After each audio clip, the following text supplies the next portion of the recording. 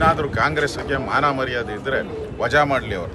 ಇಡೀ ವಿಶ್ವವೇ ನರೇಂದ್ರ ಮೋದಿಜಿ ಅವರ ನಾಯಕತ್ವವನ್ನು ಒಪ್ಪಿಕೊಳ್ಳುವ ಸಂದರ್ಭದಲ್ಲಿ ಎಐಸಿಸಿ ಅಧ್ಯಕ್ಷ ಮಲ್ಲಿಕಾರ್ಜುನ ಖರ್ಗೆ ಅವರು ಮೋದಿಜಿ ಅವರನ್ನು ಭಯೋತ್ಪಾದಕರೇ ಅಂತ ಹೇಳಿದ್ದು ಬಿಜೆಪಿ ಮಾತ್ರವಲ್ಲದೆ ಇಡೀ ದೇಶ ಇದನ್ನು ಬಲವಾಗಿ ಖಂಡಿಸುತ್ತೆ ಅಂತ ಬಿಜೆಪಿ ರಾಜ್ಯಾಧ್ಯಕ್ಷ ಮತ್ತು ಶಾಸಕ ಬಿವೈ ವಿಜೇಂದ್ರ ಅವರು ತಿಳಿಸಿದ್ದಾರೆ.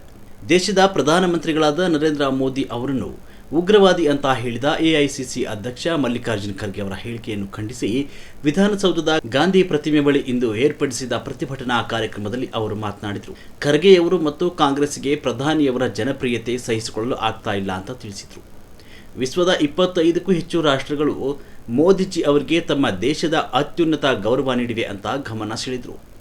ಮಲ್ಲಿಕಾರ್ಜುನ ಖರ್ಗೆ ಅವರು ದೇಶದ ಜನರ ಕ್ಷಮೆ ಕೇಳಬೇಕು ಅಂತ ಅವರು ಆಗ್ರಹಿಸಿದರು. ಅಪಮಾನ ಮಾಡಿದ ಕಾಂಗ್ರೆಸ್ ಪಾರ್ಟಿ ಮಲ್ಲಿಕಾರ್ಜುನ್ ಖರ್ಗೆ ಅವರಿಗೆ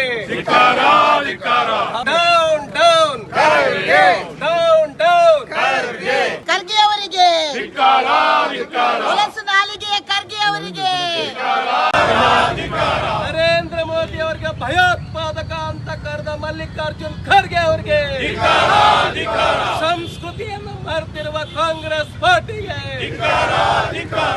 ಇದೇನು ಹೊಸ ವಿಚಾರ ಏನಲ್ಲ. 2 ತಿಂಗಳಿಂದನೂ ಕೂಡ ನಾವು ಮಾತನಾಡಿದ್ದು ಪೊಲೀಸ್ ಇಲಾಖೆಯಲ್ಲೂ ಕೂಡ ಸರಿಯಾದ ಸಮಯಕ್ಕೆ ಪೊಲೀಸ್ ಇಲಾಖೆಗೆ ಸಂಬಳ ಕೊಡೋದಕ್ಕೆ ಸಾಧ್ಯ ಆಗ್ತಾ ಇಲ್ಲ ಅಂತೇಳಿ ರಾಜ್ಯದ ಬಹುತೇಕ ಇಲಾಖೆಗಳಲ್ಲಿ ಸಂಬಳನೂ ಕೂಡ ಸರಿಯಾದ ಸಮಯಕ್ಕೆ ಕೊಡದೇನೆ ಅಂದರೆ ರಾಜ್ಯದ ಆರ್ಥಿಕ ಪರಿಸ್ಥಿತಿ ಯಾವ ದಿಕ್ಕಿನಲ್ಲಿ ಸಾಗ್ತಾ ಇದೆ ಅನ್ನೋದಕ್ಕೆ ಇದೊಂದು ಮತ್ತೊಂದು ಉದಾಹರಣೆ. ಆದರೆ ಈಗ ನನ್ನ ಅಧಿಕಾರ ಪತ್ರಿಕೆಗಳಲ್ಲೂ ಕೂಡ ನಾನು ನೋಡ್ತಾ ಇದ್ದೆ, ಅಧಿಕಾರಿಗಳು ಕೆಲವು ಸಬೂಬುಗಳನ್ನು ನೀಡಿದ್ದಾರೆ. ಜನಗಣತಿ ಇದರಲ್ಲಿ ಅಧಿಕಾರಿಗಳು ಬ್ಯುಸಿಯಾಗಿದ್ದರು, ಹಾಗಾಗಿ ತಡ ಆಗಿದೆ ಅಂತೇಳಿ ಹಾಸ್ಯಾಸ್ಪದವಾಗಿ ಹೇಳಿದ್ದಾರೆ. ಆದರೆ ವಾಸ್ತವಿಕ ಸತ್ಯ ಏನು ಅಂತ ಹೇಳಿದರೆ ಆರ್ಥಿಕ ಪರಿಸ್ಥಿತಿ ಹದಗೆಟ್ಟಿದೆ. ಮಾನ್ಯ ಮುಖ್ಯಮಂತ್ರಿಗಳು, ಹಣಕಾಸು ಸಚಿವರು ಏನಿದ್ದಾರೆ, ಇದು ಯಾವುದನ್ನು ಕೂಡ ಸರಿದೂಗಿಸೋದಕ್ಕೆ ಸಾಧ್ಯ ಆಗದೇ ಸರ್ಕಾರಿ ನೌಕರರಿಗೆ ಸಂಬಳವನ್ನು ಕೂಡ ಸರಿಯಾದ ಸಮಯಕ್ಕೆ ಕೊಡದೇ ಇರತಕ್ಕಂಥ ಒಂದು ದುಸ್ಥಿತಿಗೆ ರಾಜ್ಯ ಬಂದು ತಲುಪಿ ನಿಂತಿದೆ. ಖರ್ಗೆಯನ್ನ ರಿಜೆಕ್ಟ್ ಮಾಡಿಬಿಟ್ಟಿದ್ದಾರೆ. ಖರ್ಗೆ ಮೊನ್ನೆ ಪಾರ್ಲಿಮೆಂಟಲ್ಲೂ ಸೋತಿದ್ದಾರೆ. ಈಗ ಅವರು ರಾಜ್ಯಸಭೆಯಲ್ಲಿ ಇದ್ದಾರೆ ಸೋತು. ಅವ್ರಿಗೆ ಒಂದು ರೀತಿ ಅಧಿಕಾರದ ಆಸೆ ಇತ್ತು, ಏನೋ ಆಗೋಗ್ಬೇಕು, ಕರ್ನಾಟಕಕ್ಕೆ ಬಂದು ನಾನು ಮುಖ್ಯಮಂತ್ರಿ ಆಗಬೇಕು ಅಂತೇಳಿ ಹೋಗಿರೋದು. ಈಗ ಅಲ್ಲಿ ಕಾಂಗ್ರೆಸ್ ಪಾರ್ಟಿಯವರು ಅವ್ರಿಗೆ ಅದಕ್ಕೆ ಸೊಪ್ಪಾಗಲಿಲ್ಲ. ಮತ್ತು ಚುನಾವಣೆಗೆ ಅವ್ರಿಗೆ ಅವಕಾಶನೂ ಕೊಡಲಿಲ್ಲ.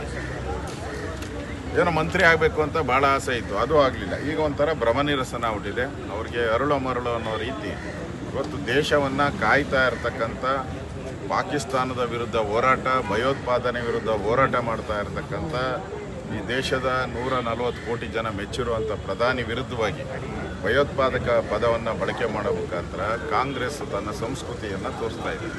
ಅವರ ಕೀಳು ಮಟ್ಟದ ಸಂಸ್ಕೃತಿ. ಒಂದು ಕಡೆ ರಾಹುಲ್ ಗಾಂಧಿ ಈಗಾಗಲೇ ಹಲವಾರು ಕೇಸ್ಗಳನ್ನು ಫೇಸ್ ಮಾಡ್ತಾ ಇದ್ದಾರೆ, ಈ ರೀತಿ ಹೇಳಿಕೆಗಳನ್ನು ಕೊಟ್ಟು ಫೇಸ್ ಮಾಡ್ತಾ ಇದ್ದಾರೆ. ನಾಳೆನೂ ಕೂಡ ಒಂದು ಜಡ್ಜ್ಮೆಂಟ್ ಇದೆ ಮಾನನಷ್ಟ ಮೊಕದ್ದಮದ ಮೇಲೆ ಅವರಿಗೆ ಅಂದರೆ ಇಡೀ ಅವ್ರ ಪಾರ್ಟಿನೇ ಒಂದು ರೀತಿ ಮೂಲೆ ಗುಂಪಾಗ್ಬಿಟ್ಟಿದೆ. ಆ ಮೂಲೆ ಗುಂಪಾಗಿರೋದ್ರಿಂದ ಈ ಥರ ಹೇಳಿಕೆಗಳನ್ನು ಕೊಟ್ಟು ಇನ್ನಷ್ಟು ರಾಜ್ಯದ ಜನ ಅವ್ರಿಗೆ ಛೀಮಾರಿ ಹಾಕೋ ರೀತಿ, ದೇಶದ ಜನ ಛೀಮಾರಿ ಹಾಕೋ ರೀತಿ ಅವ್ರ ನಡವಳಿಕೆ ನಡೀತಾ ಇದೆ. ನಾವು ಡಿಮ್ಯಾಂಡ್ ಮಾಡ್ತಾ ಇದ್ದೀರಿ, ಖರ್ಗೆನ ಅವ್ರನ್ನ ಇಮಿಡಿಯೇಟಾಗಿ ಕಾಂಗ್ರೆಸ್ ಅಧ್ಯಕ್ಷ ಸ್ಥಾನದಿಂದ ವಜಾಗೊಳಿಸ್ಬೇಕು.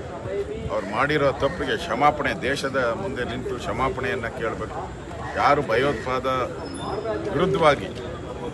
ಭಯೋತ್ಪಾದಕರ ವಿರುದ್ಧವಾಗಿ ನಿರಂತರವಾಗಿ ಹೋರಾಟ ಮಾಡ್ತಾ ಇರುವಂಥ ಮೋದಿಗೆ ನೀವು ಆ ರೀತಿಯಾದಂಥ ಹೇಳಿಕೆಯನ್ನು ಕೊಡೋದು, ಈಗ ಅದಕ್ಕೆ ಸಮಜಾಯಿಷಿ ಕೊಡ್ತಾರೆ, ನಾನೇನೋ ಬೇರೆ ಥರ ಹೇಳಿದೆ ಅಂತ. ಅವೆಲ್ಲ ನಡೆಯಲ್ಲ. ಅವೆಲ್ಲ ಎಲೆಕ್ಟ್ರಾನಿಕ್ ಮೀಡಿಯಾದಲ್ಲಿ ಕ್ಯಾಚ್ ಔಟ್ ಇದೆ. ಎಲೆಕ್ಟ್ರಾನಿಕ್ ಮೀಡಿಯಾದಲ್ಲಿ ಸತ್ಯ ಏನಿದೆ ಅದು ಬಂದ್ಬಿಟ್ಟಿದೆ. ಈಗ ಅದು ಹಂಗೆ ಹೇಳಿದೆ, ಹಿಂಗೆ ತಿರುಚಿದ್ರು ಅಂದರೆ ತಿರುಚಿರೋರು ನೀವು, ಮಾಧ್ಯಮದವರೆಲ್ಲ ತಿರುಚಿಬಿಟ್ಟವ್ರೆ ಅಂತಾರೆ. ಸ್ವಾಮಿ, ನೀವು ತಿರ್ಚಿರೋದು, ಮಾಧ್ಯಮದವರೆಲ್ಲ ತಿರ್ಚಿರೋದು, ನೀವು ತಿರ್ಚಿ ಮಾಧ್ಯಮದ ಮೇಲೆ ಗೂಬೆ ಕೂಸುವಂಥ ಕೆಲಸ ಮಾಡ್ತಾ ಇದ್ದೀರಾ. ಇನ್ನಾದರೂ ಕಾಂಗ್ರೆಸ್ಗೆ ಮಾನ ಮರ್ಯಾದೆ ಇದ್ದರೆ ವಜಾ ಮಾಡಲಿ ಅವರು.